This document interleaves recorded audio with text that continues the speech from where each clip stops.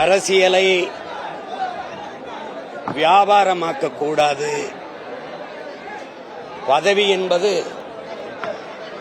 மக்களுக்கு சேவை செய்யத்தான் என்கிற எண்ணம் கொண்டவனிடத்தில் அதிகாரம் இல்லை என்றால் மக்களின் நலன் என்பது கனவாகி போய்விடும் என்று அறிவுறுத்திய அறிவு பேராசான்,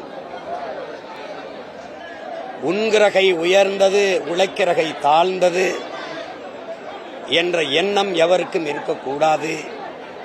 இறைவனுக்கு முன்பு இருகரமும் இணைத்து குவித்துத்தான் வணங்குகிறோம்.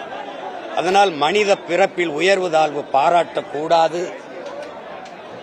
ஒரு மனிதனை அவனுடைய குணத்தை வைத்துத்தான் மதிப்பிட வேண்டுமே ஒழிய பிறந்த சாதியை வைத்து மதிப்பிடக்கூடாது என்று போதித்த சமத்துவத்தின் நாயகன், உண்மையை பேசு, அதை உறக்க பேசு, உறுதியாக பேசு, இறுதி வரை பேசு, நீயே உண்மையான வீரன் என்று முழக்கமிட்ட சத்தியத்தின் மகன்,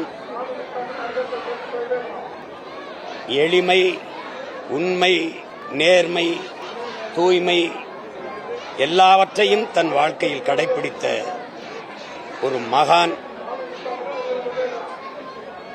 வையத்துள் வாழ்வாங்கு வாழ்பவன் வானுரையும் தெய்வத்தில் வைக்கப்படும் என்று எங்களுடைய மறை வள்ளுவ பெருமகனார் போதித்த அந்த மறைமொழியில் கூறியது போல, ஒரு மனிதன் வாழுகிற போது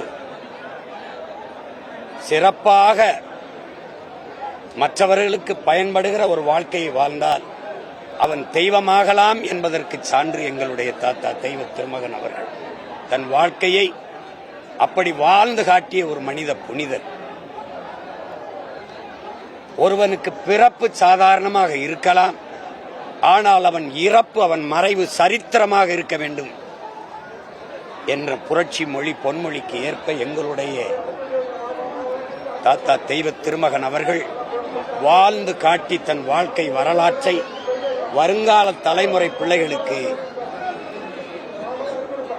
படித்து பயணிக்கக்கூடிய பாடமாக தந்தவர், பாதையாக தந்தவர். அவருடைய புகழ் போற்றுகிற இந்த புனித நாளில் அவருடைய பேர பிள்ளைகள் பெருமிதத்தோடும் திமிரோடும் எங்கள் புகழ் வணக்கத்தை செலுத்துவதில் மகிழ்கிறோம்.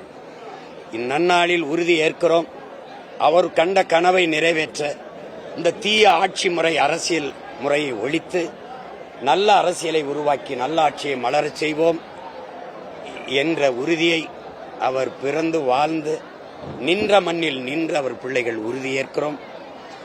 எங்களுடைய புகழ் வணக்கத்தை செலுத்துகிறோம்.